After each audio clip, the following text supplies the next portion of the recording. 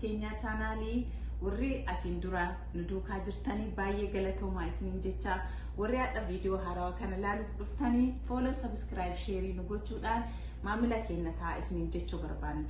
Adda marmaareen kutaa Arsiititti akkamitti dalagama isa jedhu viidiyoo bareedduu gabaabduu adda isinitti agarsiisuuf deema. Marmaareen akka maatii kichiniititti akkamitti akka hojjetamu na hordofaatii ilaalaa baay'ee jaalattanii galatooma. Wantoonni hojii marmaareetiif nu barbaachisanii akkuma asirraan isinitti agarsiisu ta'a. Kun meeshaa itti dukkuufannu. Kun daakuu qamadiiti. Kun soogiddaa itti baay'isnuyyuu. Kun barbarree. Kun dhadhaa. Kun damma orgaanikii fayyadamaan. Waan asii hojjedhu waan akka kiyyatti namaafis waan qopheessuu fi waan orgaanikii fayyadama. Mee akkamitti akka hojjetamu na hordofaatii ilaalaa isiniin jechuu barbaada. Galatoomaa na hordofaa.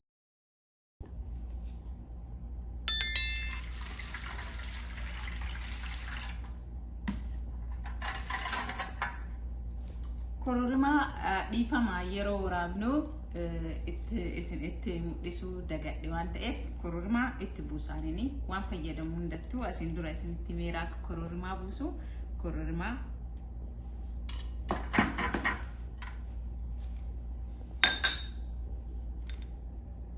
barbarree diimatu qaba bareedu qaba namni garii adii jaalataa ana immoo diimaa jaaladha waan ta'eef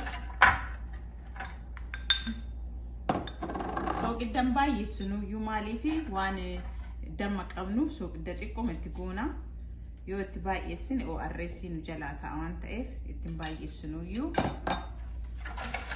achi booda bukeessinaa jechuudha.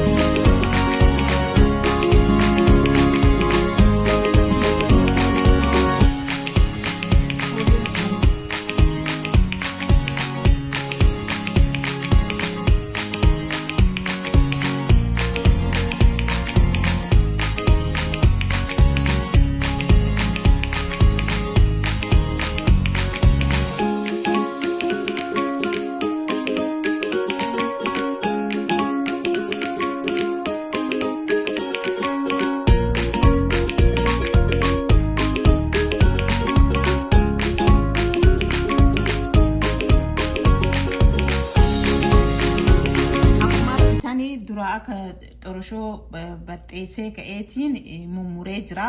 Wanti akkas godhee fi baay'ee badhaa ta'uu hin qabu. Marmaareen gabaabduu babbareedduu isii ta'uu qabdi.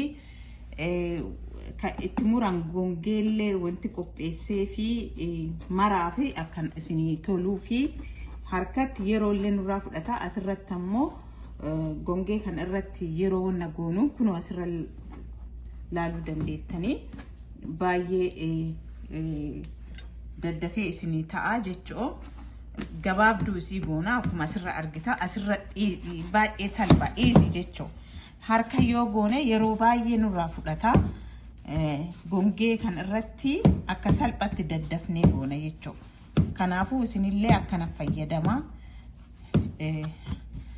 akka daabboo qolooti hojjechuu dandeenya garuu hin turra harka irra riguuf hin turra kun amma dhumatee jechuu na mammarree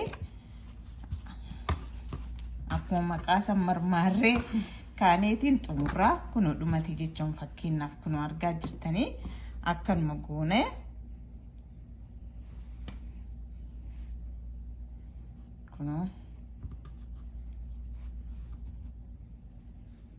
kunoo dhumatee sirra keenna kunoo qara kukkutesan kunoo daddafneetu akkana goona. yoo nu guddataa laallee kutuu dandeenya. fakkeenyaaf amma kun liqqoona guddata jedheen kunoo wanti nama ulfaatu hin jiru. isinillee akka salphatti hojjetatu dandeettan.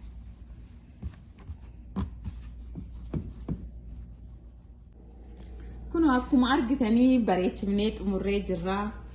baay'ee bareeda. yeroo xiqqoo namarraa fudhata. garuu taatullee yeroollee fudhatu waan bareedaa akkanatti dalaganii marmaareen keenya qophaa'ee jira. eeleen keenyallee oo'ee jira.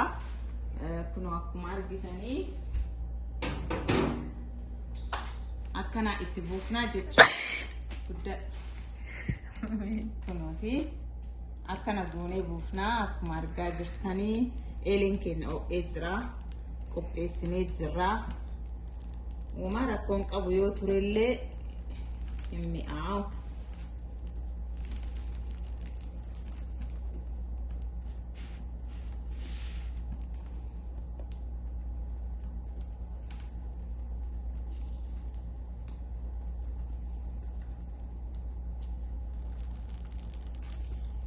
wanti didiqqeessineef yeroo fudhatanii akkana bareedaa shan'ee keessallee galchuu fi akkanaan tolaa guddifneen babal'ifnuyyuu nyaata baay'ee jaalatamaa. micciiraa olii finiinatu jira. finiinaa gadii micciiratu jira. micciiraa gadii marmaaree kana cidhaanillee hin naqanii keessummaallee ittiin simatanii caccabsaan hin jira. kunni martinuu sadarkaa qaba. akkaataa itti hojjetamu qaba. marmaareen kana fakkaata. bilcheessinee walitti deebisnaa. akkana goonee kaanee qadaannaa. hin turruu dafaa gara galchinaa. gubatuu hin qabuyyuu. baay'ee bareeda isaati. haga dhumaa obsaan hordofaa. nyaata aadaa bareedaa.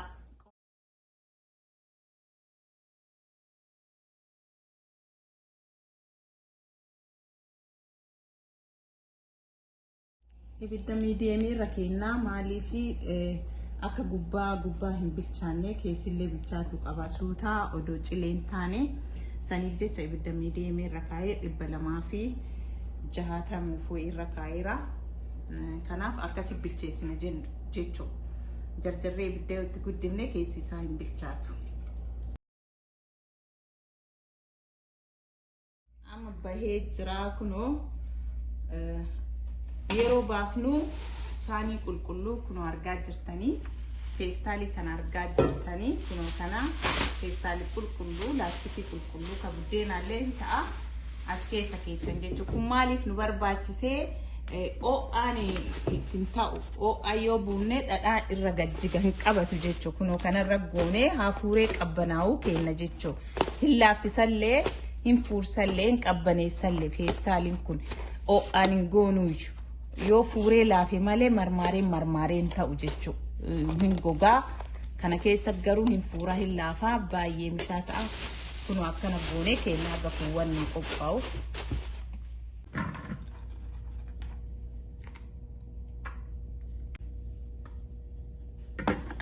haga qabbanaa'uu fi marmaareen kennaa nuun qopheeffanna jechuudha. dhadhaa basuuf hin deemnu. dhadhaa kunoo akkuma argitan furdichuma kana goona. maaliif yoo jettanii yoo baqee jedhee irra itituu qaba jechuudha. kun bachoo yeroo duraa hin waraabne bachoon nu barbaachisa. marmaareef bachoo wal qabata jechuudha. bachoo dhadhaa barbaree dammaa isaan goona. isaan wal qabata. cadhifameetiin yoo godhame irra yaa'a. yoo haa qabbanaa. kunoo akkaataa akkuma argitan kana sadarkaa jechuun sarara kana hojjetaaruun kana eeddanii yoo hojjanii jettan marmaaree mi'aayaa bareedaa argattan. Osumaan nu kana tura.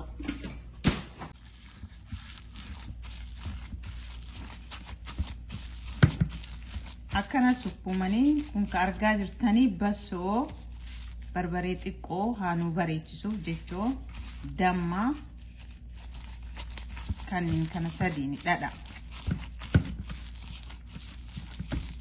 Bassooni akka sirriitti wal qabatu nu taasisa. Saniif nu barbaachisa bassooni. Kun qoriitti godhannu. Feestaaliin akka inni hin gonneef nu fayyada. Saniifi amma kunu laafa laala kun baay'ee laafa.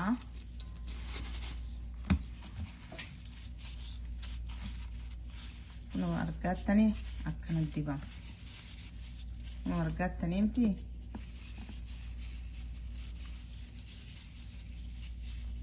Nu laala.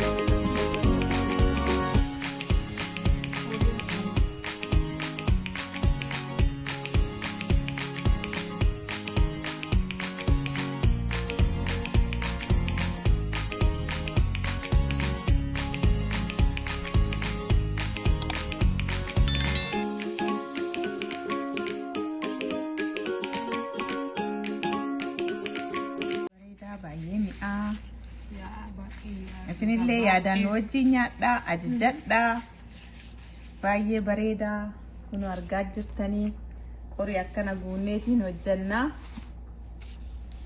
ajajaa fi hojjetamaa jiru asumaan isinis haala salphaa ta'een akkuma argitan saniin hojjettanii nyaachuu dandeettanii aynata nyaata aadaa bifa keessallee makachuu dandeettanii caccabsaa marqaa micciirraa marmarii kanneen akkasi godhatanii nyaachuu baay'ee namatti tola.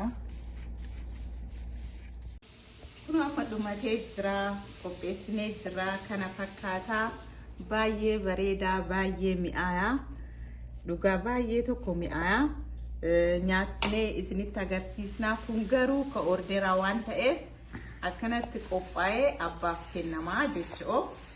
Kun argaa jirtan baay'ee mi'aa. Laastikiin kun ka fayyaduuf marmaariin laafaa mi'aa bareedaa ta'uu qaba.